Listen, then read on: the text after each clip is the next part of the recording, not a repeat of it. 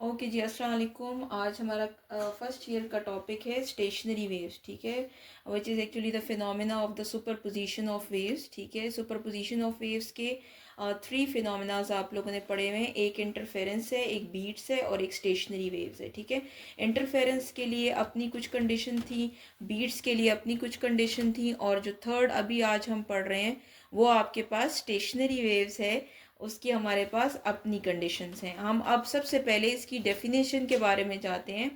Definition आपको नज़र भी आ रही है कि हमने लिखी हुई है कि two identical waves travelling in opposite direction, ठीक है, producing a pattern that appears to stand still.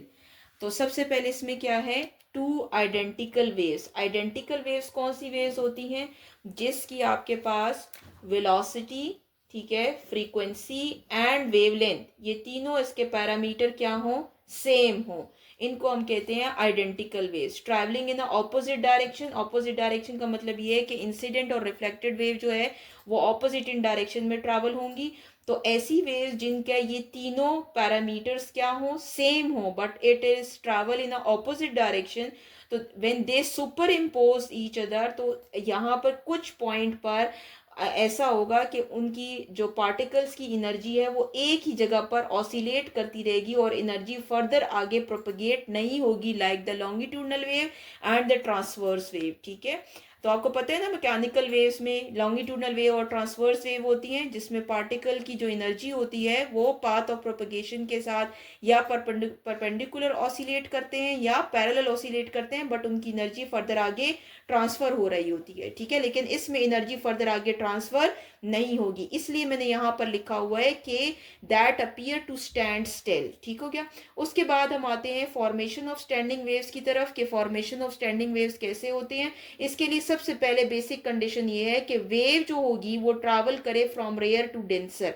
अब ये कौन सी वेव है? ये आपके पास ट्रांसवर्स वेव है, और ट्रांसवर्स वेव किस में होती है? स्ट्रिंग में होती है। यहाँ पे मैंने फिगर में भी दिखाया हुआ है कि आपके पास स्ट्रिंग में ट्रांसवर्स वेव होंगी और हम उसको ट्रैवल कराएंगे फ्रॉम एयर टू डेंसर। तो यहाँ पे कंडीशन ये आपने माइंड में रखनी है कि रेयर टू डेंसर आपके पास वेव जो है वो क्या करे, ट्रैवल हो। ठीक है, उसके बाद हमारे पास जब रेयर टू डेंसर जाएगी, मतलब कि एयर से जाएगी किसके ऊपर, वॉल के ऊपर जाएगी, तो उस टाइम पर आपके पास क्या होगा कि उसमें 180 डिग्री का शिफ्ट आएगा। मतलब क्या है कि अगर क्रस्ट यहाँ पे फॉल कर रहा है एज अ इंसिडेंट वेव, तो आपके पास जो रिफ्लेक्टेड वेव होगी वो एज अ क्या आए, ट्रफ आएगी। तो इन दोनों के दरमियान में जो फेज शिफ्ट होता है, आपने फेज का टॉपिक भी पढ़ा होगा, फेज शिफ्ट होता है वो आपके पास 180 डिग्री का होता है। ठीक है, तो reflected wave will be out of phase super impose with the incident wave produces standing waves. ठीक है, तो जो आपके पास यहाँ पे, आपको यहाँ पे नजर आ रहा है ना कि ये कौन सी वेव थी, ये स्टैंडिंग वेव्स थी, सॉरी ये इंसिडेंट वेव थी, और इस वॉल से रिफ्लेक्ट होने के बाद ये वाली वेव आपके पास क्या आई, ये आपके पास रिफ्लेक्टेड वेव आई। तो ये सुपर इम्पोज हुई इन पॉइंट पर। जब सुपर इम्पोज होती है तो इनकी, इन पार्टिकल्स की एनर्जी, कौन से पार्टिकल, मीडियम के पार्टिकल की एनर्जी जो होती है वो एक ही जगह पे ऑसिलेट करती है, फर्दर आगे ट्रांसफर नहीं होती। तो इस तरह की वेव अगर आपको दिखेगी तो वो आपके पास क्या होगी, स्टैंडिंग वेव्स होगी। अब यहाँ पे फिगर की तरफ आ जाएं, ये हमारे पास क्या है, वॉल है, और इस वॉल के हमने इसका का बताया हुआ है कि वॉल डेंसर मीडियम है, मतलब इसकी डेंसिटी ज्यादा है और एयर की डेंसिटी आपके पास कम है। तो कंडीशन ये है कि कम डेंसिटी वाले मीडियम से जब ज्यादा डेंसिटी वाले मीडियम की तरफ वेव ट्रैवल करेगी, तो उस टाइम पर आपके पास आउट ऑफ फेस आएगा। ठीक है, वेव के अंदर। तो यहाँ पर मैंने एक इंसिडेंट वेव बनाई हुई है, और ये इंसिडेंट वेव क्रस्ट है। जब ये रिफ्लेक्टेड वेव करके आएगी तो ये ब्लू कलर का जो आपको नजर आ रहा है ये आपके पास क्या है, रिफ्लेक्टेड वेव है। तो इंसिडेंट वेव ऐसी जा रही है, ठीक है, टुवर्ड्स द वॉल, एंड जो रिफ्लेक्टेड वेव है वो टुवर्ड्स एयर जा रही है, बट इनके दरम्यान में 180 डिग्री का शिफ्ट है।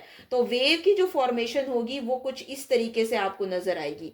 यहां पर ये देखें जी, ठीक है, this is the incident wave and this is the what, reflected wave. तो इंसिडेंट और रिफ्लेक्टेड में 180 डिग्री का क्या आएगा, शिफ्ट आएगा। और इनके जो पार्टिकल्स हैं, इन पॉइंट्स पर इनके पार्टिकल्स की जो एम्पलीट्यूड होता है वो क्या होता है, जीरो होता है। और इन पार्टिकल, इस पॉइंट पर इन पार्टिकल का एम्पलीट्यूड जो होता है वो क्या होता है, मैक्सिमम होता है। अब आगे हम नेक्स्ट पार्ट में ये बताएंगे कि एम्पलीट्यूड कब जीरो होता है और उस पॉइंट को हम क्या कहते हैं, और जहां पर एम्पलीट्यूड मैक्सिमम होता है उन पॉइंट्स को हम क्या कहते हैं।